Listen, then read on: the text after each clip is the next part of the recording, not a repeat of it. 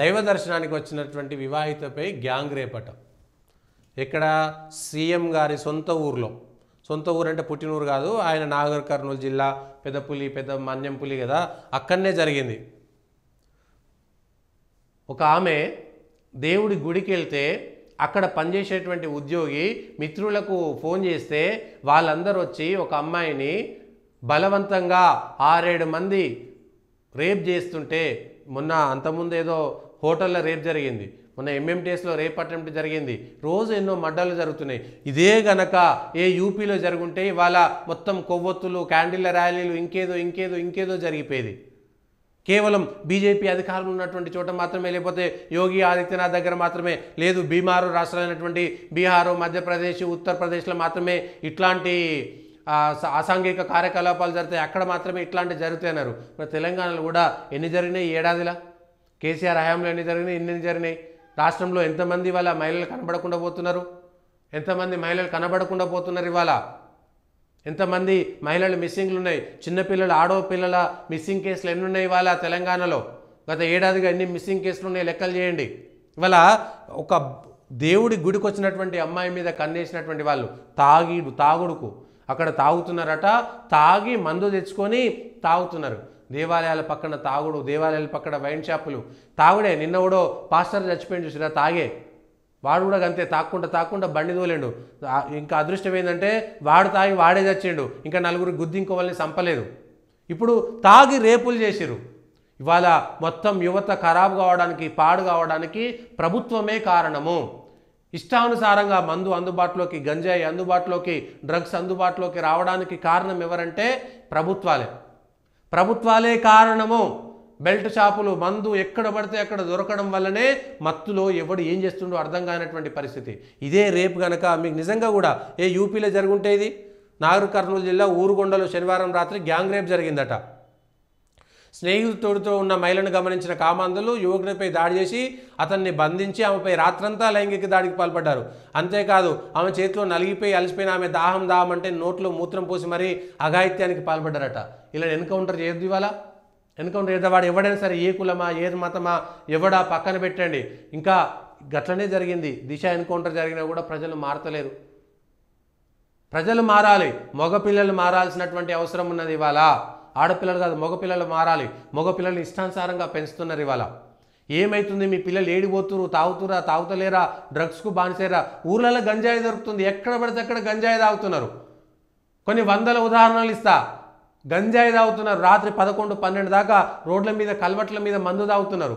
కేవలం ప్రభుత్వ ఆదాయం కోసం ఇష్టానుసారంగా మందు అమ్ముతున్నారు. ఇవాళ ఎప్పుడో ఏడాదికోసారో 2 సార్లు తాగేటువంటి జనాలు ఇవాళ రోజు మందు తాగడం కోసమే బతుకుతున్నారు. మందు తాగడం కోసమే పనిచేస్తున్నారు. మందు తాగడమే జీవిత పరమావధిగా భావిస్తున్నారు. మనుషులు మారిపోవాల్సినటువంటి పరిస్థితి ఉన్నది. ప్రజలారా ఆలోచించండి. మహిళలు ఆలోచించాల్సినటువంటి అవసరం ఉంది. మీ భర్తలు మందు తాగితే మానిపించేసేయండి. లేకపోతే మీ పిల్లలు ఇట్లాంటి చెడు తిరుగుట్లకు, సావాసాలకు అలవాటు పడి దాన్ని గొప్పగా, ప్యాషన్గా మారితే ఒకసారి ఆలోచన చేయాల్సినటువంటి అవసరం ఉన్నది. ఆమె చేసి తెల్లారి పాపం ఆమె పోయి ఫిర్యాదు చేసినటువంటి పరిస్థితి. వీళ్ళని అరెస్ట్ చేసిరంట. ఇక్కడ ఘటనా స్థలాన్ని పరిశీలిస్తున్న నాగర్ కర్నూలు ఎస్పీ వైభవ్ గైక్వాడ్ రఘునాథ్ అంట. ఏం జరుగుతున్నది ఇవాళ? ఏమవుతుంది, ఏం కథ అనేటువంటి విషయం తెలంగాణలో ఏం జరుగుతున్నది, ఎన్నిసార్లు జరుగుతాయి? ఇవాళ నిన్న ఎంఎంటీఎస్ ఘటన జరిగింది, వాడిని ఏం చేసిరు? ఏం చేయలేదు. అంతకుముందు హోటల్లో ఏదో రేప్ జరిగింది, వాడిని ఏం చేసిరు? ఏం చేయలేదు. వాడవడో ఆ సినిమా సీడీలు అన్నీ పెట్టుకున్నాడు. వాడవడో లావణ్య వాళ్ళోడో ఆ పిల్ల పేరేందో ఉంది, మస్తాన్ సాయో ఎవడో, వాడు 200-300 మంది మనుషులతో ఇట్లా చేసిండు. వాడు డ్రగ్స్ను ఆడోళ్ళకంతా డ్రగ్స్ కంటించడము, గంజాయిని అంటించడం అనేటువంటి పని పెట్టుకున్నాడు. ఏం చేస్తున్నారు ఇవాళ? పోలీస్ వ్యవస్థ ఏం చేస్తున్నది ఇవాళ? ప్రభుత్వము బుద్ధి లేనటువంటి ప్రభుత్వం.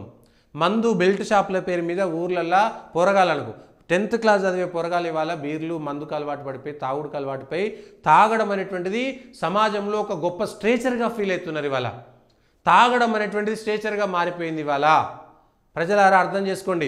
మన జీవితాలు నాగర్ కర్నూలు జిల్లా ఊరుకొండపేటల మండలంలోని ఆంజనేయ స్వామి ఆలయానికి దర్శనానికి వచ్చింది. అంటే దేవుని దర్శనానికి పోతే కూడా ఇవాళ జాగ్రత్త పడాల్సినటువంటి పరిస్థితి. పోలీసులకు చెప్పిపోవాలేమో, మేము దేవుని దర్శనానికి పోతున్నాం, అక్కడ ఈ బాడుకావులు ఈ రేపులు చేసేటువంటి బాడుకావులు ఉంటారేమో చూడండి అని. అంటే రాత్రి అయితేంది పగలైతేంది చూసి రేవల ఉన్నావులో రేపు జరిగిందని, లేకపోతే ఇంకెక్కడో రేపు జరిగిందని మొత్తం దేశవ్యాప్తంగా చర్చలు చేశారు కదా. ఒక్కసారి రండి, మహిళా సంఘాలు, బీసీ సంఘాలు, ఈ సంఘాలు, ఆ సంఘాలు, మానవత్వ సంఘాలు అందరు బయటికి రండి. ఇవాళ దమ్ముంటే బయటికి రండి. ఇవాళ